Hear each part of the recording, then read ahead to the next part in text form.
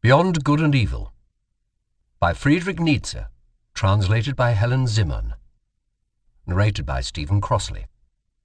This unabridged audiobook was produced in the year 2011. Preface. Supposing that truth is a woman, what then? Is there not ground for suspecting that all philosophers, insofar as they have been dogmatists, have failed to understand women? That the terrible seriousness and clumsy importunity with which they have usually paid their addresses to truth have been unskilled and unseemly methods for winning a woman? Certainly she has never allowed herself to be won, and at present every kind of dogma stands with sad and discouraged mien, if, indeed, it stands at all. For there are scoffers who maintain that it has fallen, that all dogma lies on the ground, nay more, that it is at its last gasp. But to speak seriously, there are good grounds for hoping that all dogmatizing in philosophy, whatever solemn, whatever conclusive and decided airs it has assumed, may have been only a noble pluralism and tyrannism.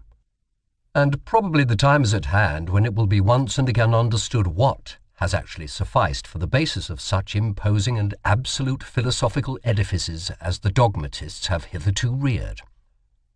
Perhaps some popular superstition of immemorial time, such as the soul superstition, which, in the form of subject and ego superstition, has not yet ceased doing mischief.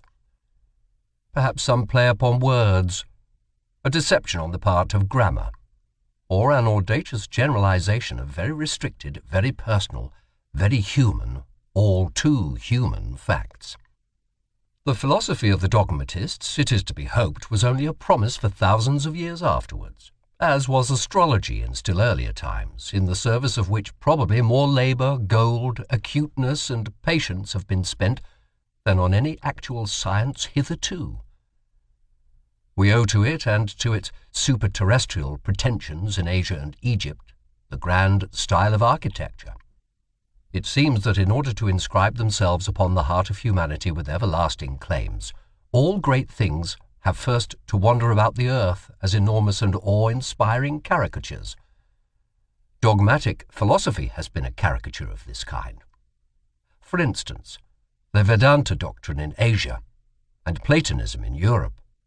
Let us not be ungrateful to it, although it must certainly be confessed that the worst, the most tiresome, and the most dangerous of errors hitherto has been a dogmatist error, namely, Plato's invention of pure spirit and the good in itself. But now when it has been surmounted, when Europe, rid of this nightmare, can again draw breath freely and at least enjoy a healthier sleep, we, whose duty is wakefulness itself, are the heirs of all the strength which the struggle against this error has fostered.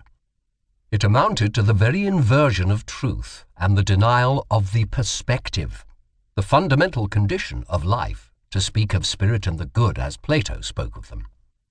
Indeed, one might ask, as a physician, how did such a malady attack that finest product of antiquity, Plato? Had the wicked Socrates really corrupted him?